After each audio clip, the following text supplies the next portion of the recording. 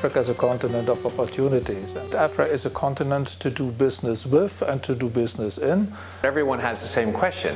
Where do I find these opportunities? Where do I find the innovators that are driving these new companies? The projects, in order to be ready for conventional investment, need money, time and expertise to get there. The developers themselves don't have that money, time and expertise. Africa is a key focus because it's a huge continent, and that for us, we witness that a lot of areas in Africa are not connected. All energy infrastructure here in Europe relies heavily on a very reliable government, which not yet is seen everywhere in Africa. VC for Africa stands for Venture Capital for Africa. We're building the largest peer-to-peer network for entrepreneurs who are building promising, scalable enterprises across the African continent. Through membership to the VC for Africa community, you're establishing relationships. SES has invested in a new constellation of satellites in a future technology, which is called O3b. Those satellites will be a constellations of satellites going around the Earth and covering, of course, Africa, and delivering to Africa fiber-like capacity. There are two groups of values of impacts that we generate. The one is obviously job creation, SMEs being the biggest job motor in economies, particularly in Africa. And on top of that, the sectors that we have chosen have their own impact. Berkeley, in a sense, is a little bit more like a developer than an investor. And we think that the thing that sets us apart and makes us effective is we're able to get involved in projects at an earlier stage in their evolution than purely financial investors would be. Our mission is to promote once again the private sector in developing countries, with the aim is to reduce poverty. And how to reduce poverty through the private sector, and this is also our contribution to the Millennium Development Goals, is by creating jobs.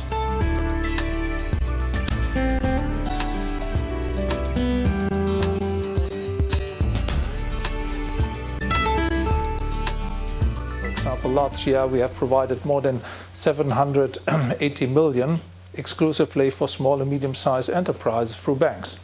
And this is also what we are doing within the European Development Finance Institutes.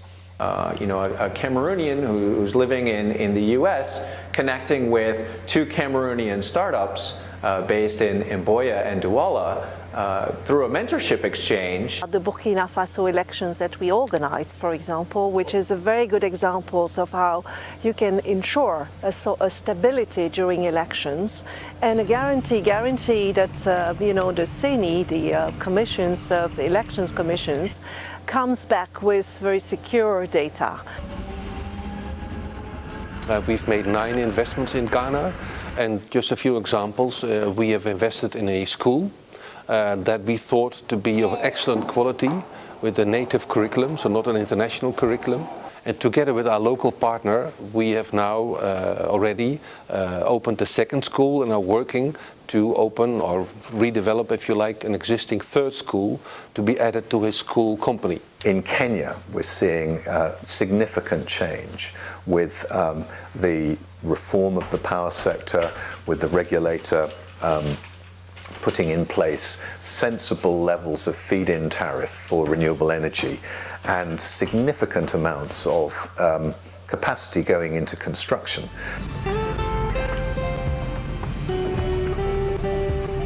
It's a long time we have not organized an EU-Africa Business Forum, so this one is particularly important. I believe it is a landmark event.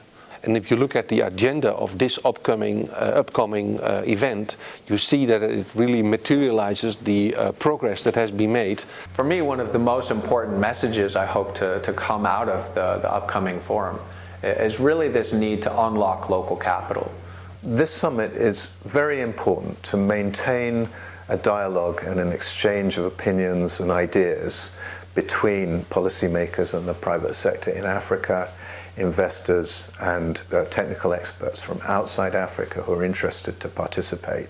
Increasingly, Africa is a business opportunity for investors. If the participants understand that, then I hope that with the next summit we can then have conclusions and also a lot of more success stories when it comes to do business with Africa.